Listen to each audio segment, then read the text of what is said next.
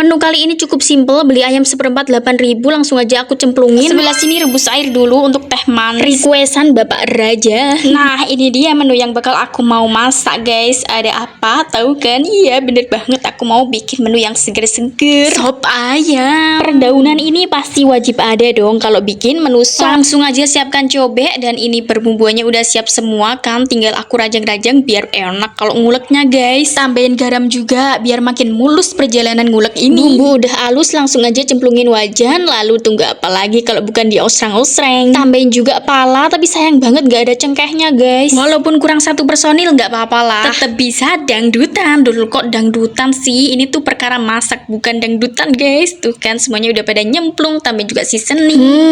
Bau-bau masakan udah kecium nih, guys. Dan yang terakhir ini dia perdaunan. Jangan sampai kelupaan loh ya, cemplungin deh. Udah nyemplung semua, buru-buru aku icipin.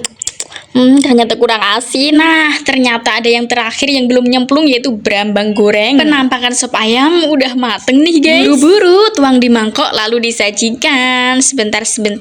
Nasi udah diambil belum? Kalau belum, sana-sana ambil nasi dulu. Alhamdulillah, satu menu udah jadi. Ada yang request minta digorengin tempe jes atau tempe gembos. Kalian nyebutnya apa nih? Kita turutin saja goreng tempenya karena Pak suami kebetulan tuh nggak hati suka ayam, guys. Sambal juga udah digoreng, siap diangkat. Langsung aja kita taruh cobek dan buru-buru diulek karena nggak afdol banget kan bikin sop tapi nggak ada sambelnya. Jadi menuku kali ini sop ayam, sambal kecap, tempe jes. Mari makan, guys. Bismillahirrahmanirrahim. Sebelum makan berdoa dulu, semoga makin sehat, kuat, berkah yang penting.